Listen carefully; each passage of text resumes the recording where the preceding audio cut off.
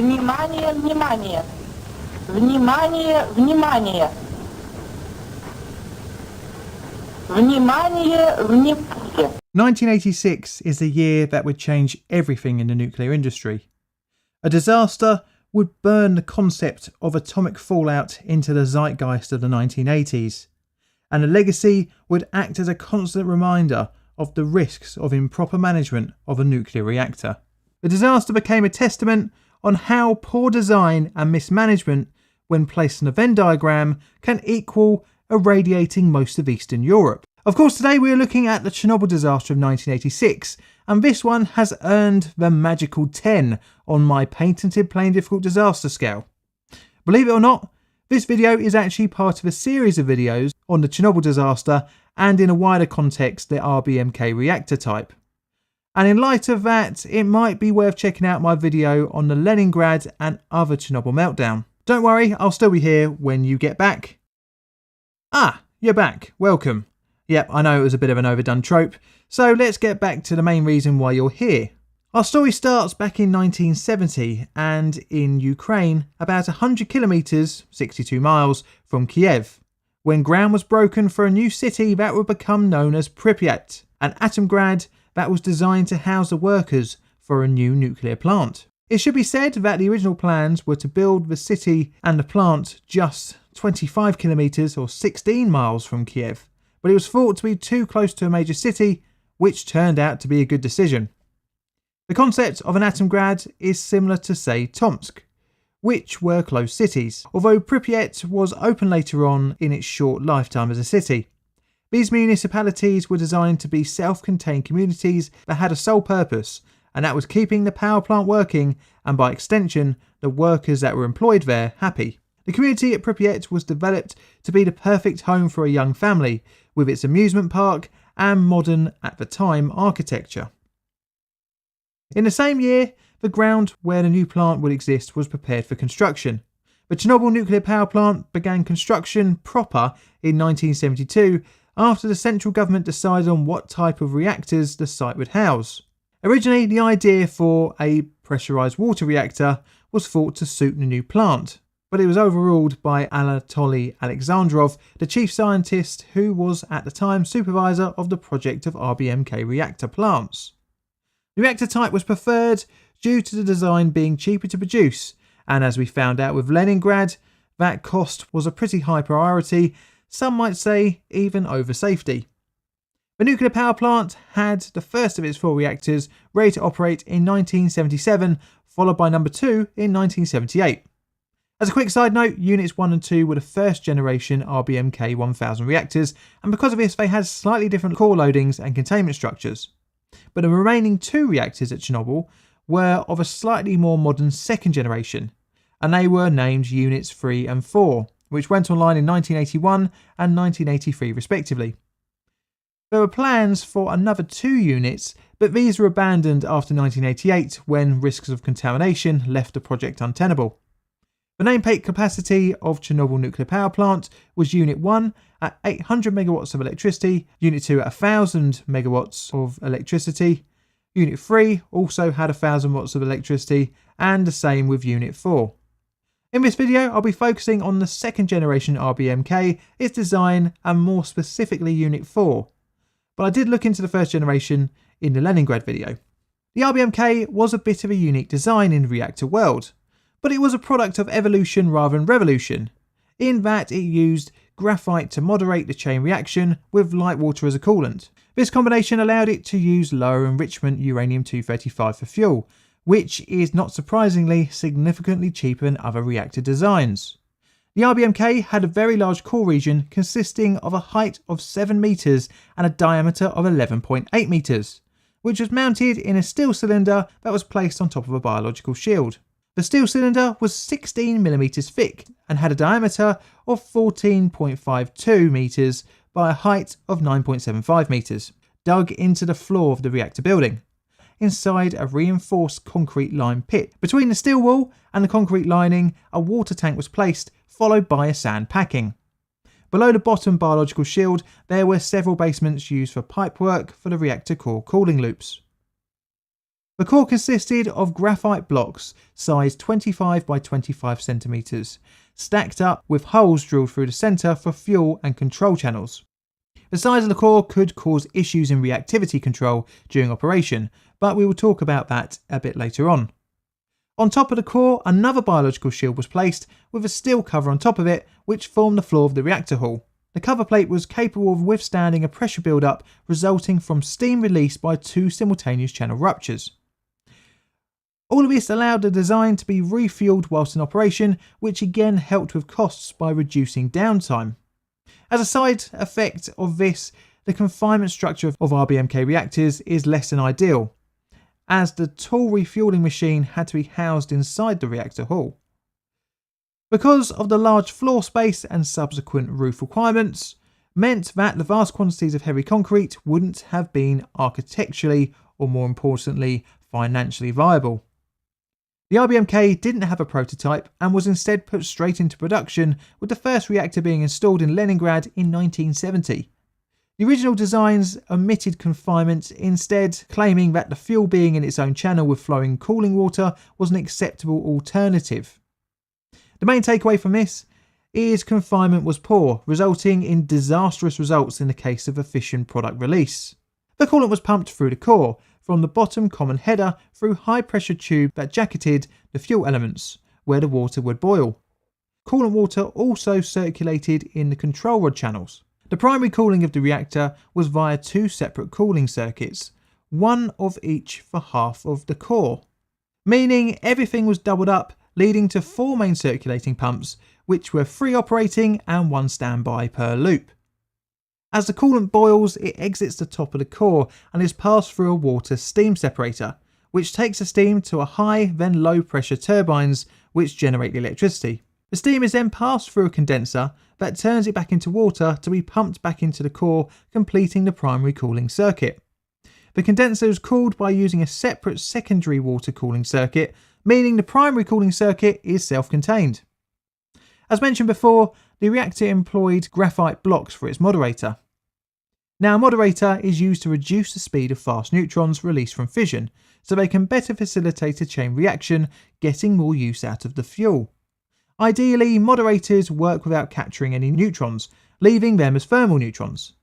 But where the design has its potential flaw is having a separate coolant that can also absorb neutrons, which can make the reactor unstable in certain situations. This brings up the big elephant in the room, and that is void coefficient. You see, it wasn't just the graphite that had moderation characteristics, but the coolant water as well, because H2O naturally slows down and absorbs neutrons. This brings a problem for the reactor, as with the increase in temperature from fission, the coolant boils off into steam, known as voids, i.e. a bubble that does not absorb neutrons.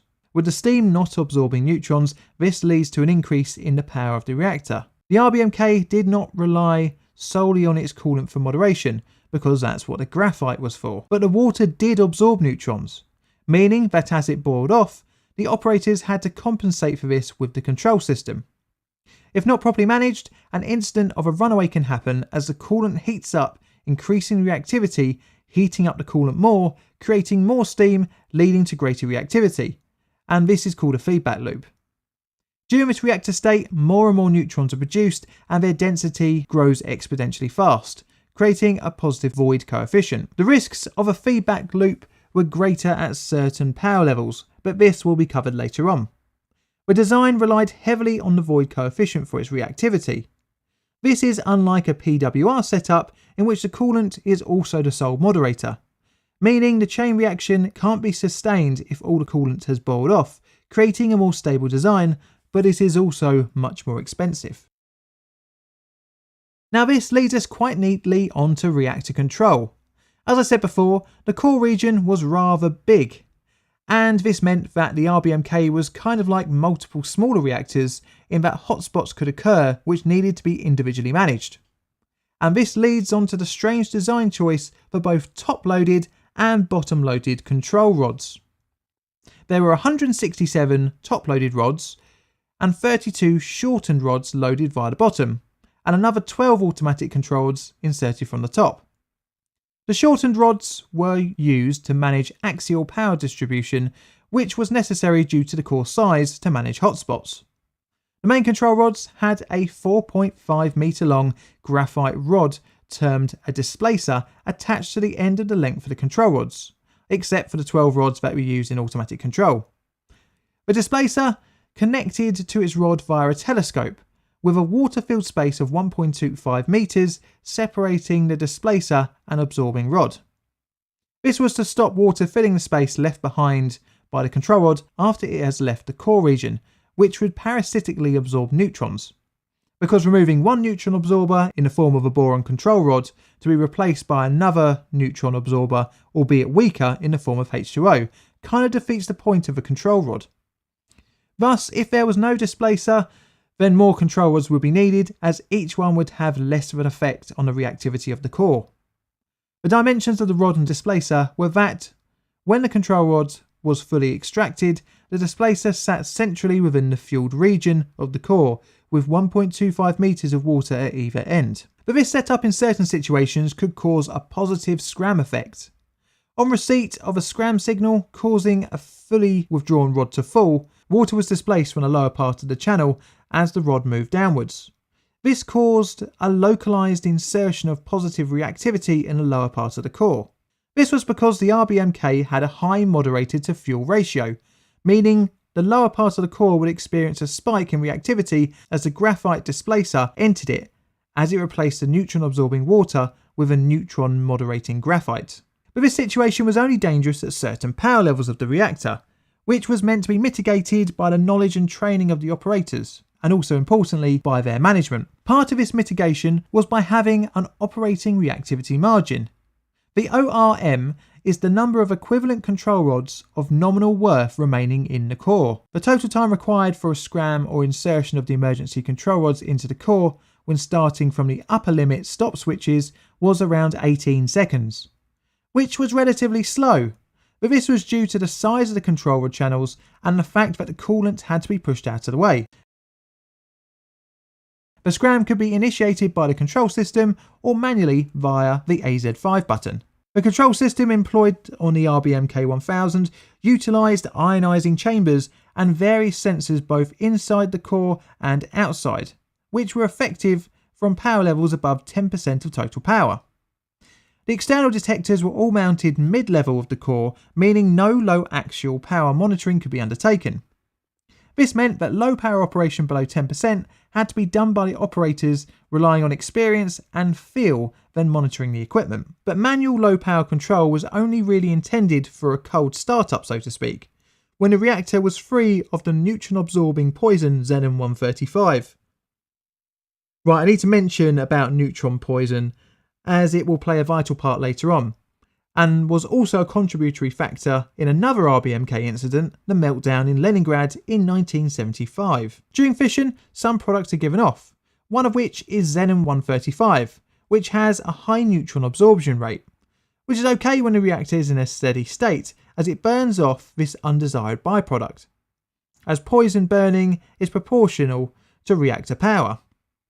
But when the power of the reactor is decreased, the Xenon-135 is not burned off, and can shut down the chain reaction by absorbing too many neutrons. This is known as an iodine pit. All is not lost, as Xenon-135 has a relatively short half-life of around 9.2 hours, so a reactor core is considered poison-free after several half-lives have passed. But this is not good from an economic standpoint, as the unit would be shut down for a few days, which is where good management is meant to come into effect, where safety is prioritised over money, but in the former USSR, taking a reactor out of action for a few days could have a detrimental effect on one's career longevity. Our story starts with an issue inherent to all reactors of any type, a thing called decay heat. You see, reactors produce heat from fission, which is used to create steam to drive the turbines for electrical power. Some of this power is taken to drive the electronically operated coolant pumps, which keep the coolant flowing through the core. The reactor needs around 28,000 litres per hour during full power operation. Some heat is produced not directly from fission, but instead from the products produced from the chain reaction, and this is known as decay heat. And when the reaction stops, this continues, at least for a while after shutdown. During power operation, this is fine as electricity is being produced, but after shutdown, the pumps need to keep circulating to remove the decay heat. Usually the electricity needed for the pumps can be drawn from the national grid. But what about if there is a full power outage? Then backup is needed. This presents a problem. If for any reason, being scheduled or not, a reactor is shut down and there is a power cut, how will the pumps keep working? Well, the solution is pretty simple, and that is a diesel backup generator. Each of Chernobyl's reactors had 3 backup diesel generators, which took in excess of 70 seconds to reach full power. Too much time in the event of a full power cut. In theory, some of this time could be covered by the spool down of the turbo generators, which was theorised to cover around 45 seconds. Not the full time needed, but possibly enough to prevent fuel melting. To prove that this could work, it had to be tested out, and in 1982, 1984 and 1985 this was attempted, but all tests failed to produce the electricity needed to run the pumps. The test was to be conducted again in April 1986. Strangely, the test procedure that was written hadn't taken into account the eccentricities of the RBMK reactor, especially at low power outputs. The test was to be conducted during a routine shutdown. For the test to go ahead, some vital systems had to be switched off, most notably the active-passive emergency cooling system used in a loss of cooling accident. This required the chief engineer to sign it off. In preparation for the test, the following had to be set up. The reactor power was to be reduced to between 700 and 1000 megawatts of thermal energy, and the steam turbine generator was to be at normal operating speed. After all this was sorted, the preparations for the electrical test could go ahead. The steam supply to the turbine generator would be closed off. The turbine generator performance would then be monitored to see if it could bridge the power for coolant pumps until the emergency diesel generators took over. When the emergency generators supply electrical power, the turbine generator will be allowed to continue freewheeling down. The normal planned shutdown procedure of the reactor was then to be completed. The date of the test was to be the 25th of April 1986, 15 minutes past 2 p.m, completed by the day shift. As such, the operators were briefed on the procedure and a team of electrical engineers was present. At around 1 a.m. on the 25th of April, the reactor was gradually powered down to around 50%. In time for the day shift. At 1:05 p.m, the turbo generator TG7 was switched off. The 4 main circulating pumps, 2 electrical feed water pumps and other electrical equipment that was connected with this turbo generator were switched over to bus bars for the turbo generator TG8. The ECCS was disabled with the correct authorization from the chief engineer, but just after 2 p.m, the Kiev electrical controller asked for the test to be postponed to cover the evening electrical peak demand. The request was due to another power station in the region unexpectedly going offline. Chernobyl's director agreed and the test was pushed back, but the ECCS was not reinstated. The status of the ECCS showed the lack of safety culture at the plant. Although the system wouldn't really be a factor in a disaster, it highlights the management culture at the time. The day shift soon gave way to the evening shift, which in turn was soon to be replaced by the night shift. To oversee the test, Anatoly Dyatlov, Deputy Chief Engineer, took the helm in the control room. Due to his seniority, he outranked all operational staff on shift at the time. Alexander Akimov was the chief of the night shift, and Leonid Toptunov was the operator responsible for the reactor's operational regimen and the movement of the control rods. At around 2300 hours, the Kiev electrical controller allowed the continuation of the reactor shutdown, and by 10 past 2300 hours, the reactor power was brought down to 700 megawatts of thermal energy. The night shift operators had to prepare for the test in a short period of time. In theory, after the test was completed, the team would have a straightforward night, just monitoring the decay heat until the next crew changeover. As the power dropped off, the high amounts of iodine-135 decayed into the poison xenon-135, as it was not being burned off quick enough. This reduced the power of the reactor without any operator intervention to 500 megawatts of thermal energy, at which point manual intervention was started in order to maintain the level. At 28 minutes past 12 on the 26th of April, the reactor power had dropped to just 30 megawatts of thermal energy, with a near shutdown-like state. It is not 100% known why, but both equipment failure and operator error have been attributed to the reactor state. As set out in the operating instructions, the reactor should have been powered down to wait for the xenon 135 to decay, but shutting down the reactor without doing the test wouldn't have made many friends in management. To increase the power, the control rods began to be removed to try and overcome the poisoning of the core, reduced coolant void and graphite cooldown. In the attempts to raise the power, the operational reactivity margin was violated by removing more of the absorbing control rods, and by 1 AM around 200 megawatts of thermal energy was reached. The reactor was now in a dangerous state. Not wanting to leave empty-handed, Dyatlov insisted that the test be conducted at the current power level. In reality, the core was heavily poisoned and was in a dangerous state with very few absorbing rods for emergency control. During the preparations of the test, the operators powered up the 2 backup coolant pumps, leading to all 8 working. The increase in water flow reduced the voids within the core, which would have set off an automatic scram, but this was bypassed by the operators. As the coolant absorbed the neutrons in the core, only 8 control rods were left as a safety margin. The minimum that the ORM stipulated was that around 28 rods should have been in the core. The reactor started to experience a feedback loop. With not many rods in the core to manage the power, the situation was that the water in the reactor found itself being the main neutron absorber, and disaster was just waiting to happen. At 1:23 in the morning, the actual test had now begun. The command given to stop the valves for turbine number 8 closed and the rundown operation started. As the turbines spooled down, the power to the feed water pumps slowed, increasing the temperature of the coolant, creating more voids. With less water absorbing neutrons, the power of the reactor began to rise.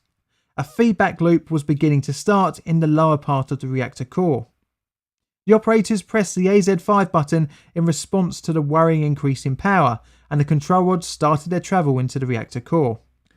As the control rod attached graphite displacers moved down to the lower part of the core in their control channels, the neutron absorbing water was pushed out of the way, creating a momentary spike in power, replacing it with neutron moderating graphite. During the spike, some of the fuel rods ruptured, blocking the control rod columns, stopping the control rods at 1/3 insertion.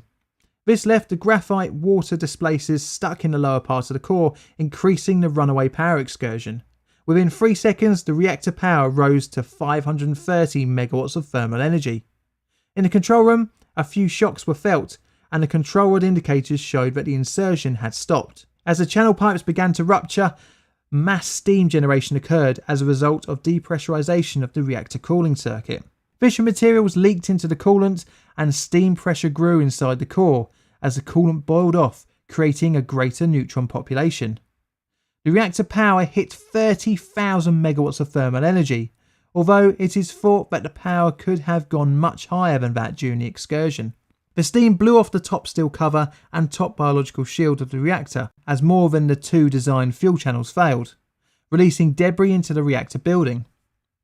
This was what would later be described as the first explosion, but it would not be the last. A second, more powerful explosion occurred between 2 and 3 seconds later, and this destroyed the roof and ejected superheated pieces of graphite out of the reactor hull, peppering the area around the building with shrapnel. Some red-hot material fell onto the roof of the machine hall and started a fire. It is thought that around 25% of the core material was ejected.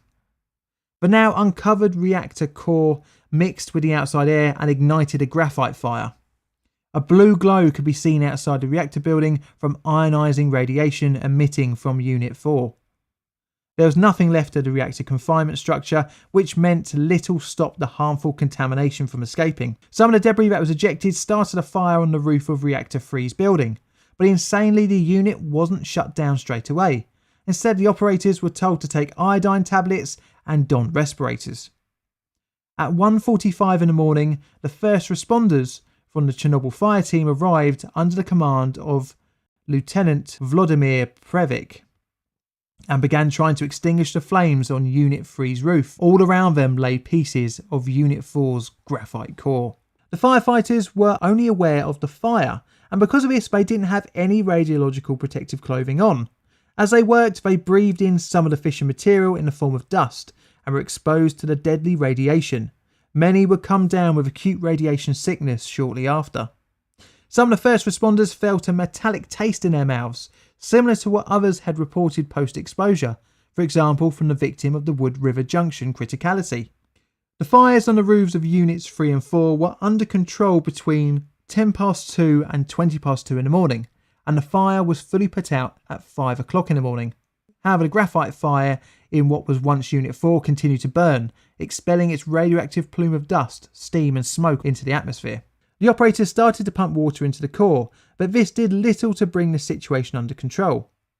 The estimated dose of 5 to 6 Röntgens per second was experienced around some parts of the reactor building, which is equivalent to more than 20,000 Röntgens per hour, which is enough to give you a lethal dose in minutes. The effective dosimeter monitoring of the operators was unavailable when the two 1000 Röntgen per second capable meters were inoperable. The only remaining meters maxed out at 0.001 Röntgens per second, which immediately read off the scale when used, meaning that no one in the control room actually knew what they had received. The poor awareness of the dangers they were in left the operators believing that the core was still intact. Crew Chief Alexandra Akimov stayed in the building until the morning, ordering staff to try and pump water into the core. Many of these workers would be dead within a few weeks. You see, the RBMK core was generally thought by staff to be incapable of becoming uncovered, and as such, the blatant evidence to the opposite was ignored. At 2 p.m. on the 26th of April, an announcement that you would never want to hear was broadcast in the city of Pripyat. For the attention of the residents of Pripyat, the city council informs you that due to the accident at the Chernobyl power station in the city of Pripyat, the radioactive conditions in the vicinity are deteriorating.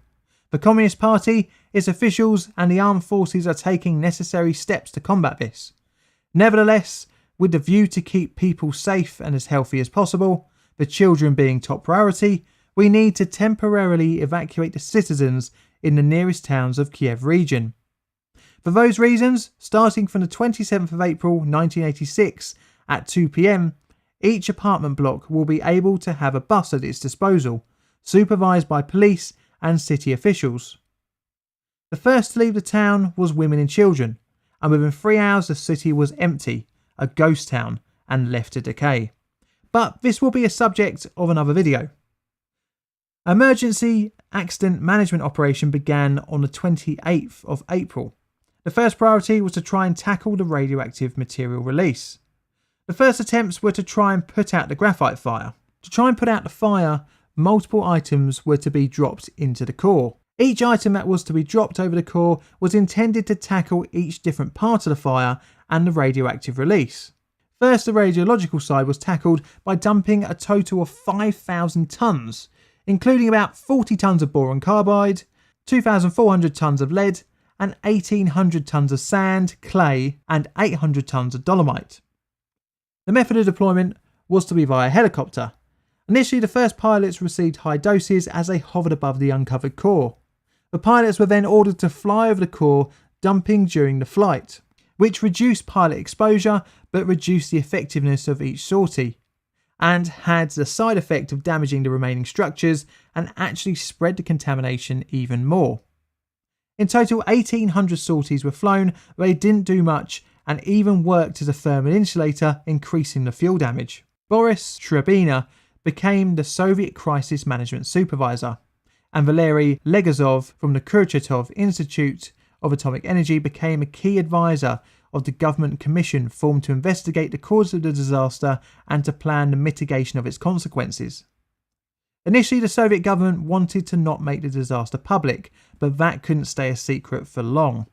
Radiation alarms were set off all over Europe, and unsurprisingly, questions were beginning to be asked. At around the same time as the helicopters were dumping material on the reactor, the USSR officially admitted to an incident at Chernobyl. At around 9 p.m, a 20-second broadcast, the first of its type, was announced. На Чернобыльской атомной электростанции произошла авария. Поврежден один из атомных реакторов. Принимаются меры по ликвидации последствий аварии. Пострадавшим оказывается помощь Создана правительственная комиссия. The firefighting efforts and pumping of coolant water left the basement flooded, which caused another potential disastrous outcome, another steam explosion. You see, the fuel from the core was melting towards the basement, which had flooded. But below that was more water from the bubbler pools, which was a large water reservoir for the emergency cooling pumps and as a pressure suppression system. Needless to say that this was the next point of focus for the accident management team. Engineers Alexei Ananikov and Valery Bezpolov and supervisor Boris Baranov volunteered to empty the bubbler pools. This was done by valves controlling sluice gates, which were housed in a room that had now become flooded. All three men donned protective suits and breathing equipment and made their way down the corridor. The men were successful and the bubbler pools began to empty. Surprisingly, all three survived, not only the day but continued to live long after the disaster, averting the immediate steam explosion. But that wasn't the end to the worry of a deadly explosion. As described in the film China Syndrome, the core could continue to melt through the floor of the containment and into the earth, eventually hitting the water table, meaning another steam explosion. The next focus of the accident management team was stopping the molten core from escaping the bottom of the reactor basement. A design that was thought up by physicist Leonid Bolshov that involved digging out a cavity below the reactor building basement. The concept used coiled formation of pipes cooled with water and covered on top with a thermally conductive graphite layer. The graphite cooling plate was to be encapsulated between two sacrificial concrete layers, each one a metre thick. In theory, as the molten uranium oxide hit the graphite, it was to rapidly cool down, catching the core meltdown. Thankfully, the theory didn't have to be put into practice, as the core had finally come to rest in one of the lower basements of the reactor building, part of which formed the famous Elephant's Foot, which was discovered in December 1986, which had a reactivity of 8,000 roentgens, or 80 grays per hour. For reference, a whole body dose of around 5 grays can be lethal. The molten material is known as corium and is a mixture of the material found inside the core, and is mainly made up of silicon dioxide with traces of uranium, graphite, zirconium and titanium. The excavated cavity and cooling system, now unneeded, was filled with concrete to help the structural integrity of the heavily damaged reactor building. A plan was conceived to contain the contamination release of Unit 4 in the form of a concrete lid, which would come to be known as the sarcophagus. Construction began in May 1986, 24 days after the disaster, to encapsulate some 200 tonnes of radioactive corium, 30 tonnes of highly contaminated dust, and 16 tonnes of uranium and plutonium. The construction would last for 206 days, between June to late November of the same year. But before the core could be enclosed under the sarcophagus, the next phase of remediation was to remove all the core material that scattered the area, and one of the most dangerous places was the roofs of the buildings surrounding Unit 4.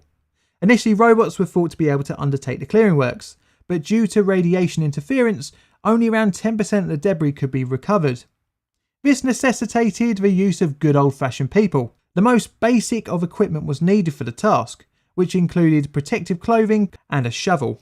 A total of 5,000 people, known as liquidators, were called upon to undertake the cleanup on the roof, each only being allowed between 45 to 90 seconds of total working time to reduce the risk of exposure. The calculated risk was 25 rem, or 250 millisieverts, of radiation per person.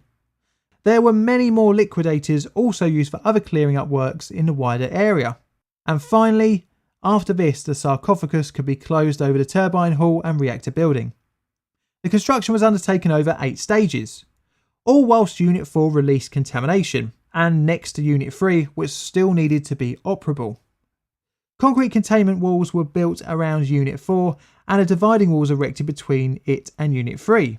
The sarcophagus was placed on top of a concrete containment walls. More than 400,000 cubic metres of concrete and 7,300 tonnes of metal were used during the construction of the sarcophagus. The building encapsulated an estimated 740,000 cubic metres of heavily contaminated debris together with contaminated soil. Holes were installed in the structure to allow pressure release, albeit through a filtration system. The shelf life of the structure was only thought to be around 20 to 30 years, necessitating a new containment structure, but this will probably be covered in the next video in this series. So, with an official death toll of 31, a nuclear power plant essentially unusable, and many decades ahead of remediation works, how was Unit 4 allowed to be operated in such a dangerous state? Unsurprisingly, it comes down to management. The warning signs of the potential for fuel damage in an RBMK-1000 reactor reared their heads several times through the reactor type's history. A partial fuel melting in Leningrad over 10 years before in 1975 had been covered up, and information was not passed on to other RBMK operational staff at different power plants. Again, the fuel melting incident that happened in 1982 at Chernobyl Unit 1, no less, was also covered up, this time by Viktor Brukhanov, meaning lessons again were not passed on. The risks of a positive effect of scram causing a power spike were known in December 1983 at Ignalia Unit 1. Unlike other incidents involving RBMKs, the information from the event was passed on to other plants, but were thought to have not been important enough to act on, as the control rods didn't get stuck and did continue to stop the reaction. The IAEA was involved in the investigation into the disaster using the International Nuclear Safety Advisory Group, which had been created by the IAEA in 1985. All of the reports have never been able to categorically say for 100% what the cause of the core uncovering was, and there is much speculation to whether the power excursion happened pre or post scram. But operating the reactor in the state it was in meant that something was going to fail. Regardless of the inherent flawed designs of the RBMK, it was operated way out of the agreed parameters even set by the lax Soviet nuclear industry. It can be attributed to the culture of working where failure was not accepted and vital operating incidents were not learned from. As well as this, the design flaws were outright covered up and held back from the operators. In 1987, a criminal trial was brought against 5 plant employees between the 7th and 30th of July in a temporary courtroom set up in the House of Culture in the city of Chernobyl, Ukraine. They were Deputy Chief Engineer Anatoly Dyatlov, Chernobyl Plant Director Viktor Brukhanov, the former Chief Engineer Nikolai M. Fomin, the Shift Director of Reactor 4 Boris Rogozin, and Chief of Reactor 4 Alexander Kovalenko. 3 other men, Alexander Akimov, Leonid Topchinov and Valery Perevizhenko, would have been tried as well, but the cases were dropped after their deaths due to radiation exposure. They were all found guilty of varying charges from criminal mismanagement of potentially explosive enterprises to negligence, receiving between 10 and 2 years amongst them. Dyatlov, who was in charge during the test, was given 10 years, would only serve a fraction of this, being released due to bad health. He would die in 1995 from complications from his exposure. Brukhanov, who had helped cover up the partial meltdown at Unit No. 1 in 1982, was also given 10 years, but still lives to this day, and also served a shorter term than his sentence. Even though I suppose the perpetrators were punished, the culture of the USSR nuclear industry meant that rules were regularly and blatantly broken and overlooked, especially when it came to important things like the ORM, which ultimately put the reactor in such a deadly state. This was all highlighted in the 1992 INSAG 7 report, which also said in its summary, the plant fell well short of the safety standards in effect when it was designed, and even incorporated unsafe features, compounded by inadequate and effective exchange of information between both operators and between operators and designers.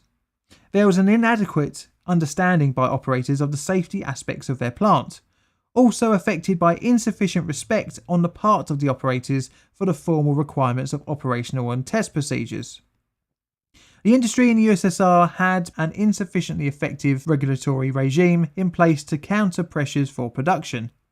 The pressures from central government and lack of awareness of the design risks of the reactor meant that management acted dangerously in the false pretense that the RBMK was indestructible. Pretty much the entire management structure was throwing around a grenade that they didn't know had the pin pulled out of, meaning disaster was only a matter of time.